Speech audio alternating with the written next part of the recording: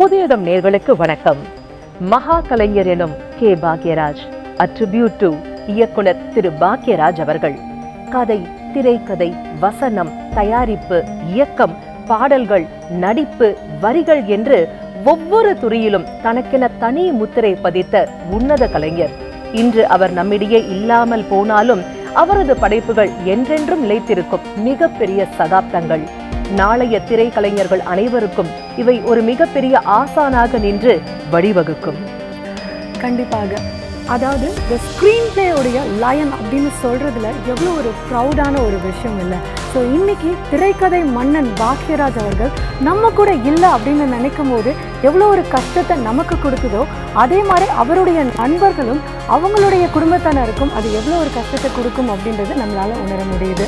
So அவருடைய ஞாபகார்த்தமாக நிறைய விஷயங்களை நம்ம பேசிகிட்டே இருக்கலாம். இன்றைக்கி நாங்கள் மட்டும் இல்லை, உங்கள் கூட பேசுகிறதுக்காக சிறப்பு விருந்தினர்கள் இன்னும் நிறைய பேர் இங்கே எங்களோட கலந்துருக்காங்க. அவங்க யார் அப்படின்றத தெரிஞ்சுக்கலாம். நிச்சயமா திரு பாக்யராஜ் அவர்களுடன் நெருங்கி பழகிய அவருடைய நெருக்கமான நண்பர், இசையமைப்பாளர், பாடகர் திரு MV ரகு அவர்கள் நம்மிடையே வருகை தந்திருக்காரு. வணக்கம் சார். வணக்கம் சத்யா. வணக்கம். மிடில் ஈஸ்ட்ல மிகவும் பிரபலமான பின்னணி பாடகர் திரு சையத் முசாஃபர் அவர்கள் நம்மிடையே வருகை தந்திருக்காரு. வணக்கம் சார். ஸோ அது மட்டும் இல்லாமல் நம்ம கூட அழகிய பாடல்கள் 2 பேர் இருக்காங்க. ஸோ பின்னணி பாடகி நம்மளோட அக்ஷயா நம்ம கூட இணைஞ்சிருக்காங்க. அண்ட் டாக்டர் சிவகுமார் அவர்களும் இன்னைக்கு வந்திருக்காங்க. உங்களுடைய வருகைக்கு ரொம்பவே நன்றி. ஸோ முதலாவதாக ரகு சார், நீங்க சொல்லுங்க, பாக்யராஜ் சார் கூட நெருங்கி பழகக்கூடிய நிறைய தருணங்கள் உங்களுக்கு கிடைச்சிருக்கு இல்லைங்களா? நாங்களும் நிறைய வீடியோஸ்ல பார்த்திருக்கோம். நீங்க அதெல்லாம் எப்படிப்பட்ட ஒரு அழகான தருணங்கள் அப்படின்னு ரொம்ப அழகா நீங்க வந்து போஸ்டிங்கும் போட்டிருக்கீங்க. ஸோ பாக்யராஜ் அவர்கள் அப்படின்னு சொல்லும் போதே உங்க மனதில் வரக்கூடிய நினைவுகளை எங்க கூட ஷேர் பண்ணிக்கோங்க சார். திரு பாக்யராஜ் எனக்கு உள்ள தொடர்பு வந்துட்டு ஏற்கனவே ஒரு 20 ஆண்டுகள் தொடர்பு. அவரை பற்றி பேசணும்னா எனக்கு நான் எழவில்லை. இருந்தாலும் அவரை முதல்ல சந்தித்தது நான் AVM RR சந்தித்தப்போ நான் வேறு ஒரு கம்போசிங்கில் இருந்தேன். அவர் வந்துட்டு அந்த டைரக்டர் என்ன செஞ்சார், பாக்யராஜா கெஸ்ட்டாக கூட்டு வந்து கம்போசிங் உட்காருன்னு சொல்லிட்டப்போ நான் பாட்டு கம்போஸ் பண்ணிட்டு இருந்தேன். என்னை பார்த்தோன்னே அப்போயே ஒரு என் மேலே ஒரு சின்ன அவருக்கு ஒரு மரியாதையாக ஒரு மதிப்பு இருந்தது. இருக்க சொல்ல சரி நமஸ்காரம் பண்ணிவிட்டு என்னோடய நம்பர் அவர் அசிஸ்டன்ட் வாங்கிட்டு போயிட்டார். அதுக்கப்புறம் ஒரு 1 வீக் பொறுத்து எனக்கு ஃபோன் கால் பண்ணுறாரு. நைட் கம்போசிங் இருக்குது, நீங்கள் ஹார்மோனியம் எடுத்துகிட்டு வந்துடுங்க அப்படின்னாரு. சரி, எவ்வளோ பெரிய லெஜெண்டு பாக்யராஜினாலே அவங்க எல்லா டைரக்டருக்கும் எல்லா மியூசிக் டைரக்டருக்கும் ஒரு பெரிய கனவு அது. இவர் நம்மளை கூப்பிட்றாரு அப்படின்னு சொல்லி என்னை அழைச்சது கரெக்டாக சரியாக இரவு 9 மணிக்கு அழைச்சார் எனக்கு. சரி போனோடனே கம்போஸ் பண்ணோன்னே எல்லாம் பண்ணி கொடுத்துட்டு அதுலேருந்து எங்கள் தொடர்பு வந்துட்டு நீண்ட காலமாக நெடுநூறு பயணமாக போயிட்டு இருந்தது. அது இல்லாமல் என்னுடைய இல்லத்துக்கு அடிக்கடி வந்து போயிருந்தார். எல்லாமே பண்ணிட்டு AVM அலுவலகத்தில் திரு SP முத்துராமன் அவர் அறிமுகம் கிடச்சி AVM தயாரிப்பாளர் சரவணன் சார் எனக்கு ஒரு அலுவலகம் கொடுத்தாரு. AVMல அலுவலகம் கிடைச்சி பெரிய விஷயம். அந்த அலுவலக திறப்பு விழாக்கு திரு பாக்யராஜ் தான் எனக்கு வந்து இன்றைக்கி நான் AVMல அமர்ந்திருக்கிறேன்னா திரு பாக்யராஜ் தான். அப்படி எங்கள் பயணம் போயிட்டு அவரோட மரணம் வந்துட்டு எனக்கு மட்டும் இல்லை, திரையுலகம் மட்டும் இல்லை, ரசிகர்களுக்கு தமிழ்நாட்டுக்கு ஒரு பெரிய ஒரு அதிர்ச்சி தான் இருக்குது. என்னை பொறுத்தவரைக்கும் அவர் இன்னும் இறந்தாரான்னு கொண்டு என்னால் சஜஸ்ட் பண்ண முடியல. அவ்வளோ எங்களுடைய ரத்தம் நரம்பு நாடியில் இருந்த ஒரு பெரிய மகா கலைஞன் இன்றைக்கி இழந்திருக்கோம் நாங்கள். ஏன்னா ஒரு டைரக்டர் யாராக இருந்தாலும் சரி, இன்றைக்கி நான் ஒரு படம் டைரக்ட் பண்ணிகிட்ருக்கேன். எந்த ஒரு அசிஸ்டன்ட் டைரக்டர் அசோசியேட் டைரக்டர் அதெல்லாம் அவரோட ஃபார்மட் பின்பற்றாமல் வரவே முடியாது. ஏன்னா ஸ்க்ரீன் பிளேயில் மன்னாதி மன்னன் அவர் எழுந்து வாடும் அவர் குடும்பத்துக்கு. கண்டிப்பா சார். இந்த தருணத்துல வந்து நீங்க அவருக்காக பதித்த முதல் பாடலை எங்க கூட ஷேர் பண்ணிக்கோங்க. அந்த எக்ஸ்பீரியன்ஸ் எப்படி இருந்தது, அதை கேட்டு அவர் என்ன சொன்னார்? எனக்கு நான் மியூசிக் டைரக்டர் ஆகிறதுக்கு காரணமே அந்த 7 நாட்கள் படம் தான் எனக்கு ரொம்ப இம்ப்ரெஸ் ஆச்சு. அப்போ நான் என்னோடய பள்ளி பருவம், அது நல்லா ஞாபகம் இருக்குது. பள்ளி பருவத்தில் இந்த படம் பார்க்க சொல்ல எனக்கு ஏதோ ஒரு ஃபாரின் ஆங்காங்கில் எங்கேயுமே போல் ஒரு சின்ன மொட்டை மாடி, ஒரு சின்ன வீட்டில் ஒரு 2.5 hours ட்ராவல் பண்ணியிருப்பார். அந்த கருத்து என்னென்னா, என்னோட காதலி உனக்கு மனைவி ஆகலாம், ஆனால் உன்னோட மனைவி எனக்கு காதலாகக்கூடாது. இதை வச்சு ஒரு 2.5 hours ட்ராவல் பண்ணியிருப்பார். எனக்கு ஆச்சரியமாக இருந்தது, இப்படி ஒரு ஸ்க்ரீன் பிளே, இப்படி ஒரு டைரக்டர் இருக்காருன்னு சொல்லிட்டு. அதுக்கப்புறம் நான் முறைப்படி ஒரு 8 ஆண்டுகள் கர்நாடக சங்கீதம் படித்தேன்.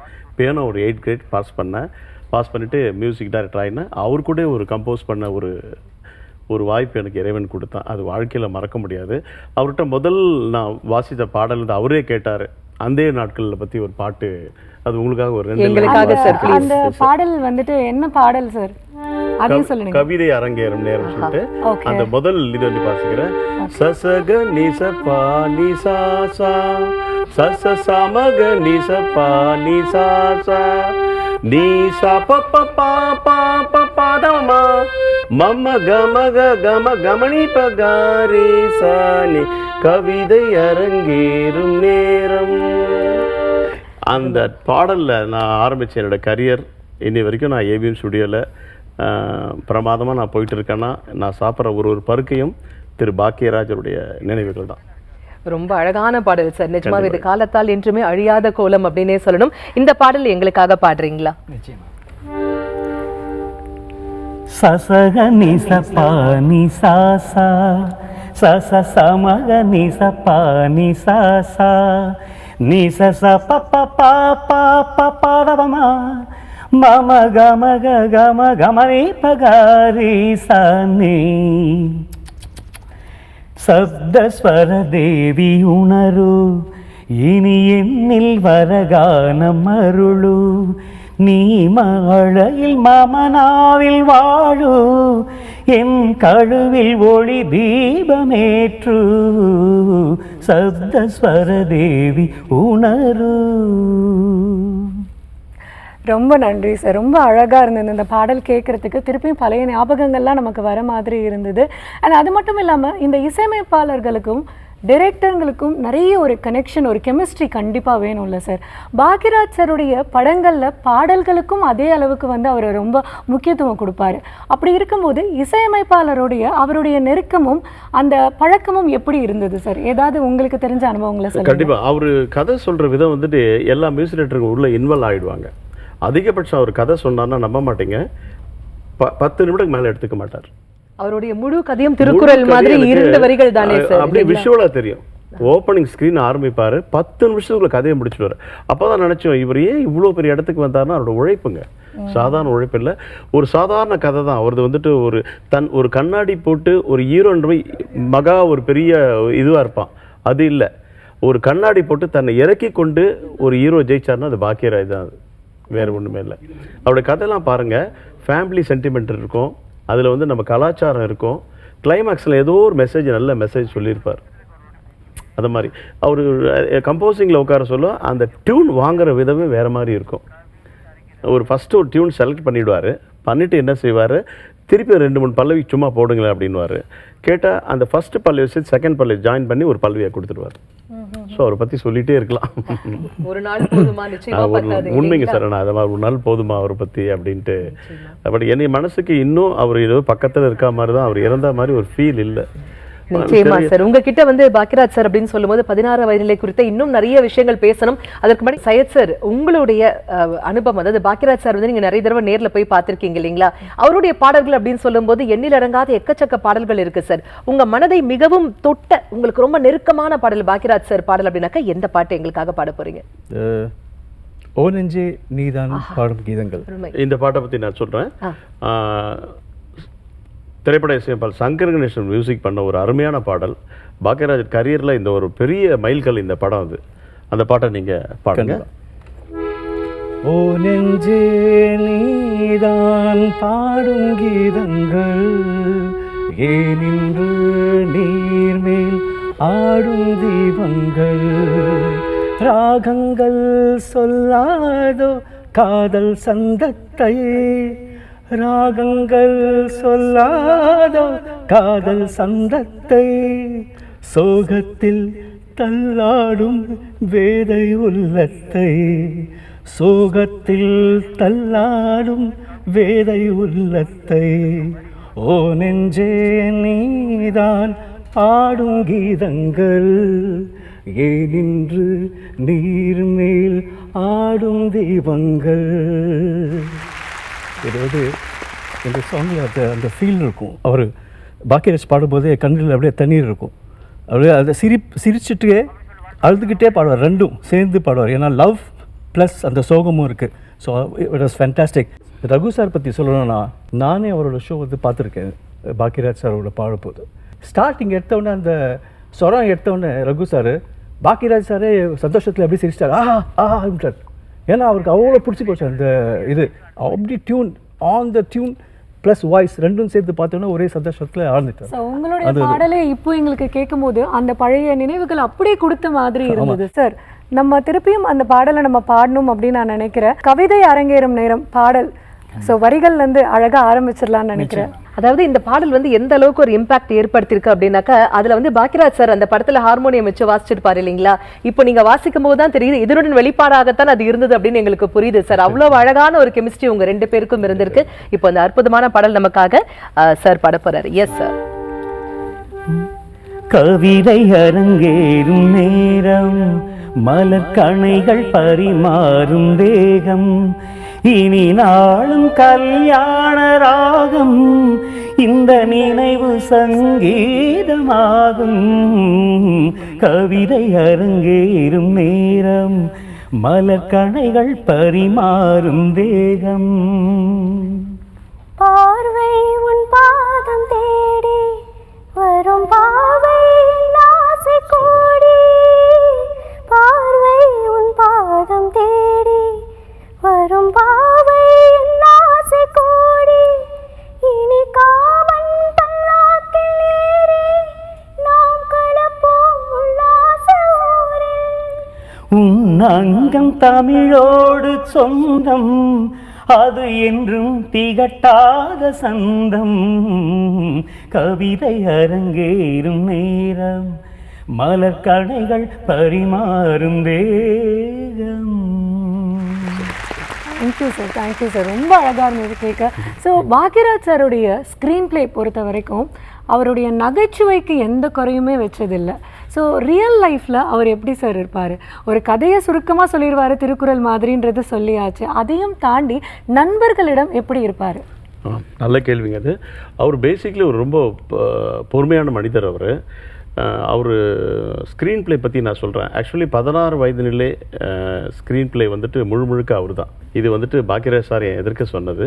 அந்த படத்தோட டைட்டில் வந்துட்டு இயக்குனர் இமயம் பாரதி என்ன செஞ்சார், மயிலுன்னு வச்சுட்டார். டைட்டில் மயிலுன்னு வச்சுட்டு கிளைமாக்ஸில் என்னென்னு பண்ணாங்கன்னா, இது உண்மை பாக்யராஜ் சார் டைட்டில் சொன்ன விஷயம்.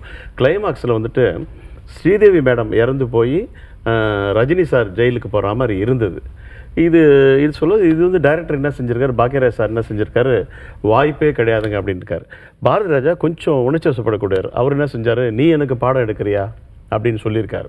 நீ என்ன தான் பண்ணாலும் இந்த கிளைமாக்ஸ் எனக்கு ஒத்து வரலைங்க அப்படின்னு சொன்னோடனே அந்த படத்துடைய தயாரிப்பாளர் எஸ்.ஏ. ராஜ்கன் வந்து பாரதி ராஜா கிட்ட, நீ அவர் கொஞ்சம் சொல்கிறத கேளுங்களேன் அப்படின்னு சொன்ன பிறகு அப்புறம் என்ன செஞ்சுருக்காங்க, ரஜினிகாந்த் அவர் பரட்டன்ற ஒரு கேரக்டரை இறந்து கமலா சப்பானின்ற கேரக்டர் ஜெயிலுக்கு போயிட்டு இவளுக்காக ஸ்ரீதேவி வெயிட் பண்ணுற மாதிரி ஒரு கேரக்டர்.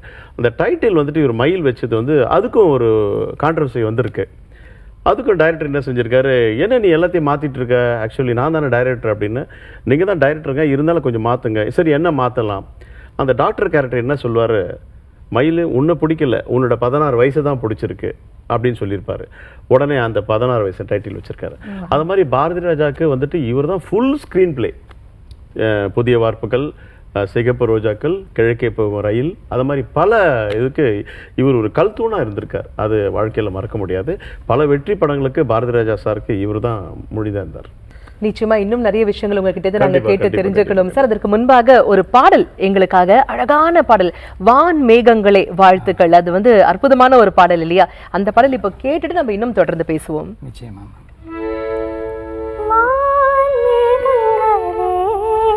வாழ்த்துங்கள் பாடுங்கள், நான் இன்று கண்டு கொண்டேன் ராமனே.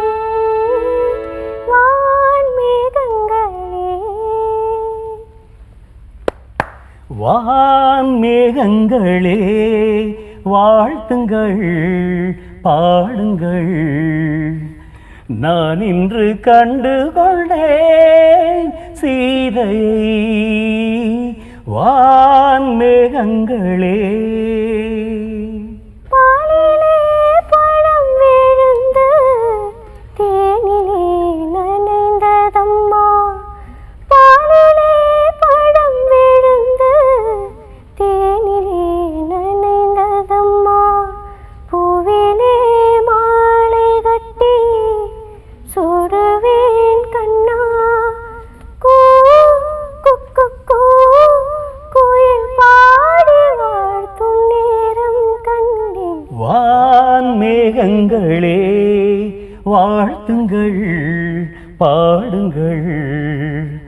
நான் இன்று கண்டு கொண்டேன் சீதையை வான்மேகங்களே. சபாஷ். இந்த படத்தை பற்றி நான் இது எல்லாமே நான் சொல்கிற ஒரு குறிப்புகள் எல்லாமே இயக்குனர் கே பாக்கியராஜ் என்னோட பரிமாறின குறிப்பு தான் சொல்கிறேன். புதிய வார்ப்புகள் படத்தில் வந்து இவர் டைரக்டர் கிடையாது. ஒரு காலத்தில் தூர்தர்ஷனில் செய்தி வாசிப்பாளர் யூஎம் கண்ணன் ஒருத்தர் இருந்தார். அவர் ரொம்ப நல்லா பர்சனாலிட்டியாக இருப்பார். அவரை பாரதிராஜ் சார் கன்ஃபார்ம் பண்ணிட்டார். கன்ஃபார்ம் பண்ணிவிட்டு 3 days ஷூட்டிங்கு வந்தாச்சு. வந்தவுடனே அவருடைய இந்த தூர்தர்ஷனில் வாசிக்கிறதுக்கு கால் ஷீட் ரொம்ப பிரச்சனை. இவர் ரொம்ப டென்ஷன் ஆகிட்டு associate director K Bhagyaraj sir, நாளைக்கு நீ தான் ஹீரோடா ஓகேன்ட்டார். இவருக்கு டைரக்டருக்கு ஒன்றுமே புரியல. ஏன்னா ரதி அக்னிஹோத்ரி பாம்பேலேருந்து வந்திருக்காங்க. அவங்க பர்சனாலிட்டி வேறு மாதிரி இருக்குது. இவர் இல்லை நீ தான் பண்ணுற அப்படின்னு சொல்லிட்டு ஒரு ஆக்சிடென்டில் தான் அந்த படத்தை வந்து ஹீரோ ஆன கதை அது. ஆக்சுவலாக யூஎம் கண்ணன் தான் அதுக்கு டைரக்டர் இது ஹீரோ ஆகிருக்கணும். அப்புறம் அதில் தள்ளிட்டு இன்றைக்கி மகா பெரிய ஹீரோ ஆன கதை என்கிட்ட பரிமாறிக்கினார். அது இப்போ இந்த படத்தை பற்றி சொல்கிறப்ப இது ஒரு பெரிய குறிப்பு. இது நிறைய விஷயங்கள் மக்களுக்கு தெரியாது. நிச்சயமா சார், ரொம்பவே அற்புதமான விஷயங்கள் எங்க கூட ஷேர் பண்ணீங்க சார். அவருடைய படங்கள் அப்படிங்கும் போது பாடல்கள் வந்து தனி முத்திரை பதித்தவை இல்லைங்களா? சோ ஒரு இயக்குனராக இருந்து ஒரு இசையமைப்பாளர்கிட்டேந்து வந்து பாடல்களை வாங்குவது அப்படிங்கிறதுக்கே வந்து ஒரு சங்கீத ஞானம் இருக்கக்கூடிய ஒரு பர்சனால தான் முடியும் இல்லைங்களா? உதாரணத்துக்கு சின்னஞ்சிறு கிளியே சித்திர பூவிழியே, அழகான ஒரு பாடல் இல்லைங்களா? அவ்வளோ அழகா இருக்கும். நிஜமாவே இந்த பாடல் பத்தியும் இந்த படம் பத்தியும் இன்னும் நிறைய உங்ககிட்ட கேட்டு தெரிஞ்சுக்கணும். அதற்கு முன்பாக எங்களுக்காக இந்த பாடல். சின்னஞ்சிறு கிளியே சித்திர பூவிழியே, சின்னஞ்சிறு கிளியே சித்திர பூவிழியே, அன்னை மனம் ஏங்கும் தந்தை மனம் தூங்கும் நாடகம் ஏனடா நியாயத்தை கேளடா சின்னஞ்சிறு கிளியே. பொதுவாகவே பார்த்தீங்கன்னாக்க இயக்குனருக்கு வந்து நல்ல ஒரு சங்கீத ஞானம் இருந்தால் மட்டுமே இசையமைப்பாளர்கிட்டேருந்து ஒரு ஹிட் சாங்கை வந்து கலெக்ட் பண்ண முடியும் அப்படின்னு சொல்லுவாங்க சார். அதில் வந்து பாக்கியராஜ் சார் வந்து பார்த்தீங்கன்னாக்கா இஸ் அ லெஜெண்ட் அப்படின்னே சொல்லணும். நிறைய பாடல்கள் அவருடைய படங்கள்ல மிகப்பெரிய பிளாக் பஸ்டர் ஹிட் இல்லையா? இது குறித்து உங்ககிட்ட ஏதாவது பகிர்ந்திருக்காரா? ஆமாம், கண்டிப்பாக. இந்த முந்தான முடிச்சு படத்தை பற்றி நான் சொல்லணும். ஆக்சுவலி ஏவிஎம் நிறுவனம் கொடுத்த ஒரே படம் முந்தான முடிச்சு பாக்கியராஜ் சார் தான். அந்த கம்பெனி பொறுத்த வரைக்கும் என்னென்னா மியூசிக் கம்போசிங் யாருன்னா 3 பேர் இருக்காங்க. AM Saravanan, M Kumaran, M Balasubramanian. Balasubramanian sir தான் வந்துட்டு கம்போசிங் வந்து டியூனை ஓகே பண்ணுவாராம். இது பாரம்பரியமாக எப்போ முரட்டு காலை சகல கலாவரன் பாயும்புலி இப்படி பாரம்பரியம் நடந்திருக்கு. நான் ஏவிஎம்மில் போயிருக்கேன். இது டைரக்டர் என்கிட்ட சொன்ன வார்த்தை அது. சரி ஓகே கம்போஸ் பண்ண சொல்ல சரவணன் சார் என்ன சொல்லியிருக்காரு பாக்கியராஜ் கிட்ட, சார் நீங்கள் ஷூட்டிங்கு போயிடுங்க, சாங்லாம் வந்துட்டு தம்பி பார்த்துப்பார் அப்படின்னு. இவர் என்ன சொன்னாராம் பாக்கியராஜ் சார் என்னோட படைப்பு நான் சாங்கில் உட்காரணும், அப்போ தான் நான் டியூன் செலக்ட் பண்ண முடியும் அப்படின்னார். இல்லைங்க என் தம்பி தான் எல்லாம் பார்த்துப்பார் அப்படின்னு சொன்னோன்னே இல்லைங்க ஐம் சாரிங்கன்னு சொல்லி கொஞ்சம் கான்ட்ரவர்சி ஆகிருக்கு. அப்புறம் ராஜா சார்கிட்ட பேசியிருக்காரு. ராஜா சார் இவர் பாக்கின்னு தான் கூப்பிடுவார். ஆமாம் பாக்கி எல்லாமே அவர் தான் பண்ணுவார் அப்படின்னு. அது எப்படிங்க, என்னுடைய படம், நான் டைரக்டர், நான் ஸ்க்ரீன் பிளே எல்லாமே நான் தானே டியூன் செலக்ட் பண்ண முடியும், அவர் ப்ரொடியூசர், அவர் எப்படி அந்த டியூன் செலக்ட் பண்ணியும், இல்லை ஏவிஎம்மியோட பாரம்பரியம் தான் அப்படின்னு சொல்லிட்டு சார் நம்ப மாட்டீங்க, படம் 3 மாதம் பிரேக் சார், நின்று போச்சு. சின்ன முந்தானம் படித்து நின்று போச்சு. இதுக்குள்ளே சரவணா சார் என்ன செஞ்சுருக்காரு, சரி அடுத்து விசுவை கூப்பிட்டு சம்சாரம் அது மின்சாரம் ஸ்க்ரீன் பிளே ஸ்டோரி ரெடி ஆகிட்டு இருக்கு. இவர் என்ன செய்ய பாக்கியராஜ் சார் என்ன சார் அடுத்து தாவணி கண்ணவர்களுக்கு, இது உண்மை சார், தாவணி கண்ணவர்களுக்கு ரைட்டிங் பண்ணிட்டார். அப்புறம் சரவணன் சார் யோசிச்சு இவர் சொல்கிறது ஏதோ விஷயம் இருக்குன்னு சொல்லிட்டு காம்ப்ரமைஸ் ஆகி அதுக்கப்புறம் கம்போஸ் இவர் உட்காந்து அதை மாதிரி செலக்ட் பண்ண பாட்டு தான் சின்னஞ்சிறு கிளியே, அந்தி வரும் நேரம், எல்லாம் super duper hit. Super sir. இது மாதிரி நிறைய வரலாறு இருக்கு அவரை பற்றி. ஸோ எங்களுக்கும் வந்து பாக்கியராஜ் சாருடைய படங்கள் அண்ட் பாடல்கள் ரொம்பவே பிடிக்கும். இருந்தாலும் எனக்கு வந்து சரண்யா கிட்ட கேட்கணும், சரி உங்களுக்கு எந்த பாடல் ரொம்ப பிடிக்கும் பாக்கியராஜ் சார் அவர்களோடது? அப்படியா, பாக்கியராஜ் சாருடைய படங்கள் பாடல்கள் சொல்லும்போது எனக்கு எல்லாமே ரொம்ப பிடிக்கும். ரொம்ப ரொம்ப அழகான படங்கள் எல்லாமே மிகப்பெரிய திரை காவியங்கள் அப்படின்னே சொல்லி ஆகணும். உதாரணத்துக்கு தூரல் நின்று போச்சு, அந்த 7 நாட்கள், முந்தானையை முடிச்சு அப்படின்னு அடிக்கிட்டே போகலாம் லைன். ஏற்றுக்கொள்ளப்பட்ட கதாபாத்திரத்திற்கு நேர்த்தியாக நடிக்கக்கூடிய வல்லமை படைத்த மிகப்பெரிய உன்னத கலைஞர் பாக்கியராஜ் சார் அப்படின்னே சொல்லி ஆகணும். ஸோ எனக்கு ரொம்ப பிடித்த பாடல்கள் நிறைய சொல்லிட்டே போகலாம். அதில் வந்து டாப்பாக இருக்கக்கூடிய ஒரு பாட்டு இதோ இப்போ குஹப்ரியாக்காகவே. தங்கச் சங்கிலி மின்னும் பைங்கிளி தானே கொஞ்சியதோ தனநான தோளில் கொஞ்சியதோ. அதே மாதிரி பூபாலம் இசைக்கும் பூமகளூர்வலம் பூபாலம் இசைக்கும் பூமகளூர்வலம். அழகான பாடல்கள். Please sir. அந்த ஹைபிட் பூபாலம் இசைக்கும் பூமகளூர்வலம் இணைந்தது வாழ்நாளே. அந்த அழகு அழகு அவ்வளோ அழகு. அண்ட் ரகு சார், உங்களை பற்றி ஒரு விஷயம் கேள்விப்பட்டேன். அதாவது திரைத்துறையில் வந்து லைவாக ஹார்மோனியம் வச்சு மியூசிக் கம்போஸ் பண்ணக்கூடிய விரல் விட்டு எண்ணக்கூடியவர்களுள் நீங்கள் ஒருவர் அப்படின்னு ஒரு விஷயம் கேள்விப்பட்டேன் உங்களை பற்றி. உண்மை. எனக்கு ஆக்சுவலி சாஃப்ட்வேர் எல்லாமே, கீபோர்டு எல்லாமே தெரியும். ஏன் லைவ் கம்போஸ் பண்ணுறேன்னா, என்னுடைய குருநாதர் இசைஞானி சிம்பனி போனால் கூட இந்த ஹார்மோனியம் தான். ஏன்னா இது உண்மையான ஜீவன் இதில் இருக்குது. இன்றைக்கி நான் ஹார்மோனியம் கம்போஸ் பண்ணுறேன், நொட்டேஷன் எழுதுகிறேன், எல்லாமே பண்ணுறேன். இந்த ஹார்மோனியம் எனக்கு இசைஞானிக்கு எம்எஸ்விக்கு அடுத்து ஹார்மோனியம் யூஸ் பண்ணுற ஒரே ஆள் எனக்கு நான் சொல்லிக்கல, எல்லாம் சொல்கிறாங்க. அவங்களுக்கு எனக்கு சிறந்த நன்றியை தெரிவிச்சுக்கிறேன். வாழ்த்துக்கள் சார். ஸோ நிறைய விஷயங்களை நம்ம தொடர்ந்து பேசிகிட்டு இருக்கோம். ஸோ முசஃபர் சார், உங்ககிட்ட நிறைய அழகான பாடல்கள் நீங்கள் வச்சுருக்கீங்கன்னு எனக்கு தெரியும். இருந்தாலும் தூரல் நின்று போச்சு இந்த படத்துலேருந்து ஏன் சோக கதையை கேளு அந்த சாங் எங்களுக்காக பாட முடியுமா? என் சோக கதையை கேளு. இந்த சோகம் அதாவது எடிடா மேலும் அடிடா தானும் அந்த சாங் ஃபர்ஸ்ட் கிளாஸ் சாங், அது பாட பண்ணுறேன். ஏன்னா இட்ஸ் வெரி குட் சாங். அதில் வந்து பாக்கியராஜ் சார் வந்து ஒரு நல்ல தத்துவம் சொல்லியிருக்காரு. ஏன்னா உழைச்சாதாண்டா யோகம் வரும், ஓஞ்சி கிடந்தா தூக்கம் வரும், உழைக்கும் பூமி அதுதான்டா சாமி, அது போல் நீ வாழு வரமே தரும். அந்த வேர்டிங் வந்து ஆனால் நாட்டுக்குள்ளே ரொம்ப ரொம்ப நல்ல ஜாதி, நம்ம ஜாதி நல்ல ஜாதின்னு தமிழ்நாட்டுக்கே ஒரு பெருமையை வந்து கொடுத்துருக்காரு அந்த பாட்டில். அது வந்து நிஜம்னா வந்து ஒரு பாராட்ட வேண்டிய விஷயம். நம்ம தமிழ்நாட்டையே அப்படி பாராட்டிடுற அப்படியே. எடுடா மேளம் அடிடா தாளம் இனிதான் கச்சேரி ஆரம்பம். கொஞ்சம் எல்லாம் கொஞ்சம் டைட்டாக இருக்கும் இந்த பாட்டு, நல்லா இருக்கும். கெடிடா மேளம் அடிடா தாளம் இனிதான் கச்சேரி ஆரம்பம். பாடுற பாட்ட காதுல போடு, போட்டாதாண்டா உருப்படு நாடு, நாடு முன்னேற பாடுபடு, நாடு முன்னேற பாடுபடு. எடிடா மேளம் அடிடா தாளம் இனிதான் கச்சேரி ஆரம்பம். செம்ம வைப் இருக்கக்கூடிய ஒரு பாடல்ல பிரியாது. Thank you sir, thank you so much. It's very Bhagyaraj sir நல்ல வார்த்தைகள் எழுதுவார். நிச்சயமா. சோ இப்போ உங்களுடைய அழகான குரல்ல சின்ன வீடு படத்துல வெள்ளமனோ உள்ள மச்சான் அந்த பாட்டு சுனந்தாவுடைய குரல்ல வந்து அழகான பாட்டு இல்ல பிரியா? சோ அந்த பாட்டை வந்து நீங்க எங்களுக்காக பாடணும்.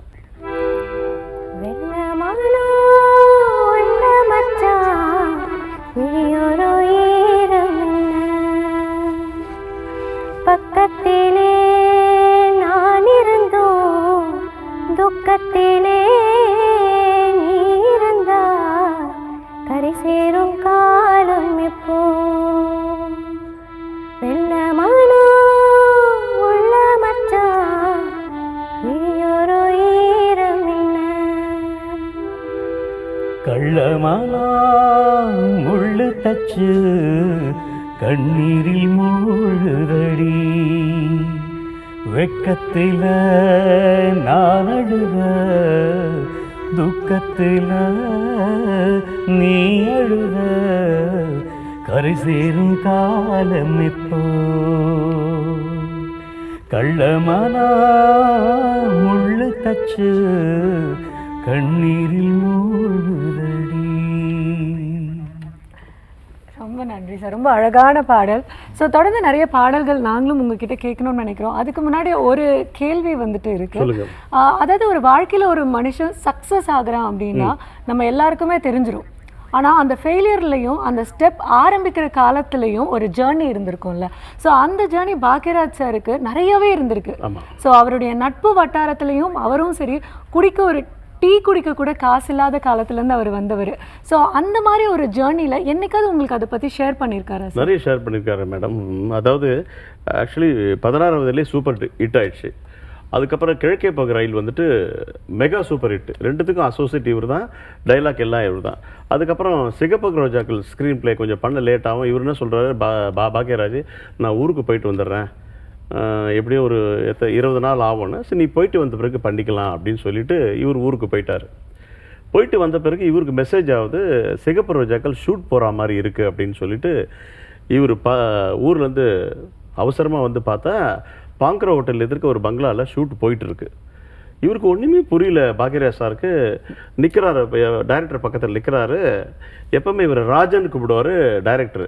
அங்கே ராமுன்னு ஒரு அசோசியேட் டைரக்டர் இருக்கார். டைரக்டர் என்ன செய்கிறார், பாரதி ராஜா, ராமு இந்த ஷாட் எப்படி இருக்கலாம் பாருங்கள், ரைட் ஓகே, இது கேமரா எப்படி வைக்கலாம் பாருங்கள், லென்ஸ் எப்படி வைக்கலாம் பாருங்கள். இவர் பக்கத்தில் என்னடா 2 படத்துக்கு ராஜன் சொல்கிற ஆள் இப்போ ராமுன்னு சொல்கிறாரு. இவர் எதிர்க்க முகத்தை காமிக்கிறாரு. பாக்யராஜ் அதை பற்றி பாரதிராஜ் சார் அதை பற்றி கேரே பண்ணல. ராமு வாயா அப்படி வாயா, ட்ராலி இப்படி போடையா, இது பண்ணியா, இப்படி க்ரைன் எப்படி வையா, எப்படி சொல்லிட்டு இருப்போ இவர் தெரிஞ்சிட்டார் நம்மளை ஒதுக்குறாங்கன்னு சொல்லிட்டு. என்ன அப்போ வந்து எல்ஏமன் காலனி எதிர்க்க 92B ரூமில் தங்கியிருக்காங்க எல்லாமே. இவர் அழுதுகிட்டே என்ன செஞ்சுருக்காரு, நேராக சார் அவர் சொன்ன கதை இது, அழுதுகிட்டே நேராக அந்த ரூமில் வந்துட்டு லெட்டர் எழுதுகிறார் பாக்யராஜ் சாருக்கு. சரி நம்ம ஒதுக்கப்பட்டுட்டோம் சரி சொல்லிவிட்டு லெட்டர் எழுதிட்டு இருக்காரு. இவர் பாரதிராஜ் சார் இங்கே ராஜன் இருந்தானே எங்கே அப்படின்னு கேட்டிருக்காரு. சார் அவன் அழுதுட்டு ஏன் அழுதுட்டு போயிட்டான் அப்படின்னு. இல்லை நீங்கள் ராமுன்னு சொல்லவே லூஸாயா அவன் போய் கூட்டிட்டு வாங்க அப்படின்னு. அந்த படத்தோட கேஆர்ஜி சிகப்பு ரோஜாக்களோட ப்ரொடியூசர் கேஆர் கங்காதரன் சொல்லுவாங்க. அவர் என்ன செஞ்சுறாரு, உடனே வண்டி எடுத்துகிட்டு ரூமில் போயிட்டு பார்த்தா லெட்ரு எழுதி வச்சுட்டு அழுதுட்டு இருக்காரு. என்ன ராஜன் அப்படின்னு. இல்லை டைரக்டர் என்ன வேணான்னு சொன்ன மாதிரி இத்தனை படத்துக்கு நான் ஒர்க் பண்ணி ஹிட் கொடுத்தோடனே நீ ராமுன்னு புதுவால் ஒருத்தர் வந்திருக்கேன், அட பைத்தியம் உன்னை தான் தேடுறாரியான்னு சொல்லிட்டு நேராக எழுதி போனோடனே இங்கே வா ராஜன் சொல்ல ரூமில் இட்டுன்னு போயிட்டு திட்டுன்னு திட்டுறாராம் பார்க்குறேன். உடனே ஸ்ரீதேவி கமலை வந்து ரூமு திறந்து பார்த்துட்டு உள்ள சவுண்டு கேட்குத, சரி ஏதோ புரிஞ்சுட்டு போயிட்டாங்களாம். போயிட்டோடனே நீ இல்லாமல் எப்படா நான் பண்ணுவேன், நான் உன்னால் தானே 2 படம் இட்டு கொடுத்தேன் நான் அப்படின்னு சொன்னோன்னே சரி ஓகேன்னு சொல்லிட்டு அடுத்து என்ன இந்த பங்களா எனக்கு பிடிக்கல அப்படின்ட்டாராம். ஏன்பா இந்த பங்களா பிடிக்கல அப்படி. சிகப்புராஜல் பங்களா உங்களுக்கு தெரியும் உங்களுக்கு. இல்லை எனக்கு பிடிக்கல, இது எனக்கு என்னமோ ஒத்துஇல்லை. அதுக்கப்புறம் நம்ம தீநகரில் திருப்பதி பெருமாள் கோயில் இருக்குது, அந்த பங்களா இன்னும் இருக்குது, அது எதிர்க்க வச்சு ஷூட் பண்ணாங்க. இது மாதிரி நிறைய சுவாரஸ்யம்லாம் இருக்குது. நிச்சயமா சார், நீங்கள் ஆடியன்ஸுக்கு தெரியாது. கண்டிப்பா பாக்யராஜ் இந்த உயரத்துக்கு எப்படி வந்தார், அவர் பட்ட வலிகள், அவர் பட்ட அவமானங்கள் சாதாரண விஷயம் இல்லைங்க, புரியுதுங்களா? அவரோட உழைப்பு தான் இன்றளவு அவர் தூக்கி நிற்க வச்சிருக்கு. அவர் கூட 20 வருஷம் பயணித்தேன் நான், எனக்கு நிறைய விஷயங்கள் பகிர்ந்துக்கினேன் அவர்கிட்ட. தடை கற்களை வந்து வெற்றி படிக்கட்டுகளாக மாற்றி அமைத்தவர் இல்லைங்களா? ஆமா, இன்னைக்கு சினிமாவில் வந்துட்டு என்ன செய்யறாங்க, ஃபர்ஸ்ட் படமே சூப்பர் ஹிட் ஆகணும், விஷுவல் காம்பினேஷன் முடிச்சு நேராக டைரக்டர் ஆகின்ற அந்த இளைஞர்களுக்கு இவங்களாம் ஒரு பெரிய பாடம். சினிமான்றது சாதாரண விஷயம் இல்லை. இப்படிலாம் இது பற்றி நானே கிட்டத்தட்ட 20 மியூசிக் டைரக்டருக்கு அசிஸ்டண்டாக ஒர்க் பண்ணியிருக்கேன் நான். ரெக்கார்டிங் தேட்டர் எப்படி, ஸ்கோர் எழுத்து எப்படி, ரெக்கார்டிங் எப்படி, பார் கணக்கு போகிறது எப்படி, சாதாரண விஷயம் இல்லைன்னு. இதெல்லாம் தாண்டி தான் அவங்கள ஜெயிச்சிருக்காங்க. நிச்சயமா சார், நீங்க சொல்ற ஒவ்வொன்றுமே வந்து நாளைய இயக்குனர்களுக்கு, திரைத்துறையில காலடி எடுத்து வைக்கக்கூடியவர்களுக்கு மிகப்பெரிய ஒரு கைடாக இருக்கும் இல்லைங்களா? இப்போ ஒரு அழகான பாட்டு கேட்டுடலாம் சார். பாக்யராஜ் சாருடைய பாடல்கள் அப்படிங்கும்போது நிறைய இருக்கு, அதுல குறிப்பாக தங்கச்சங்கிலி மின்னும் பைங்கிலி அழகான ஒரு பாடல் இல்லையா, அது உங்க குரல்ல கேட்கணும்னு ஆசையா இருக்கு. தங்கச்சங்கிலி மின்னும் பைங்கிலி தானே கொஞ்சியதோ, இனி தஞ்சம் மல்லிகை மஞ்சம் என்றிவள் தோளில் துஞ்சியதோ. ஒரு தங்கச் சங்கிலி மின்னும் பைங்கிலி தானே கொஞ்சியதோ, இனி தஞ்சம் மல்லிகை மஞ்சம் என்றிவள் தோளில் துஞ்சியதோ. மலர் மாலை தனையணையாய் சுகமே பொதுவாய் ஒருவாய் அமுதம் மெதுவாய் வருகியபடி தங்கச் சங்கிலி மின்னும் பைங்கிலி தானே கொஞ்சியதோ, இனி தஞ்சம் மல்லிகை மஞ்சம் என்று தோளில் துஞ்சியதோ. அழகான பாடல் எங்களுக்காகவே பாடினீங்க, மிக்க நன்றி. இப்போ அடுத்த பாடல் சார் உங்களுடைய குரல்ல, நம்ம பல்லவி மட்டும் பார்த்தோம் இல்லைங்களா, சின்னஞ்சிறு கிளி, அதனுடைய சரணம் எங்களுக்காக பாடுங்க சார். நிச்சயமா. மயிலே உனை நான் மயக்கவும் இல்லை, மனதால் என்றும் வெறுக்கவும் இல்லை, என்னை நீ தேடி இணைந்தது பாவம், எல்லாம் நீ எழுதிய கோலம், இந்த நிலை காணும் பொழுது நானும் அழுது வாழ்கிறேன். காலத்தின் தீர்ப்புகளை யார் அறிவாரோ? சின்னஞ்சிறு கிளியே சித்திரப்பூவிழியே அன்னை மனம் ஏங்கும் தந்தை மனம் தூங்கும் நாடகம் ஏனடா நியாயத்தை கேளடா சின்னஞ்சிறு கிளியே.